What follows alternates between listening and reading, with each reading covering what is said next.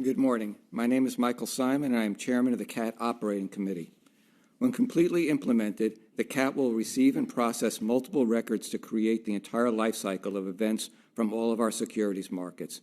Only the participants in the SEC will be able to query the system, and solely for regulatory purposes. CAT is a massive undertaking.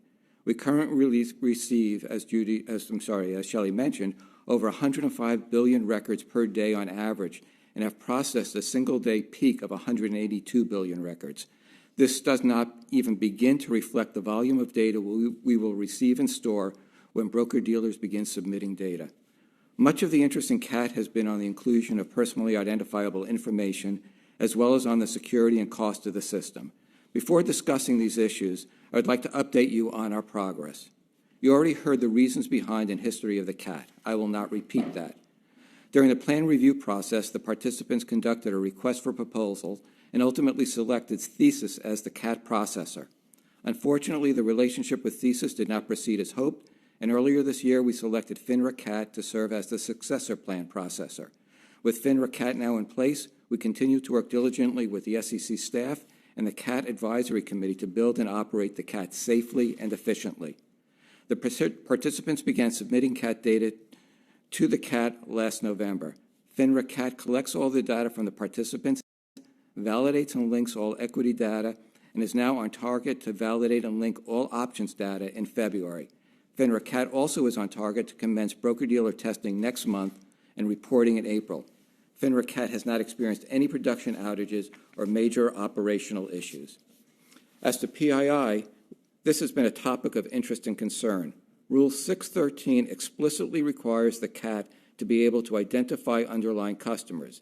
Indeed, the plan requires the system to include an individual's name, address, date of birth, an individual taxpayer identification, or Social Security number.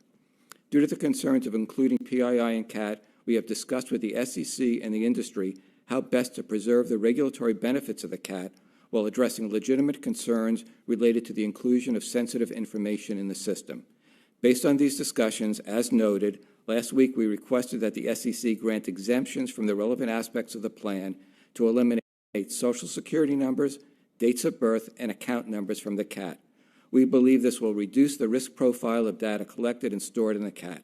Instead of collecting and storing Social Security numbers, FINRA CAT would generate a unique identifier for a customer, the so-called CCID.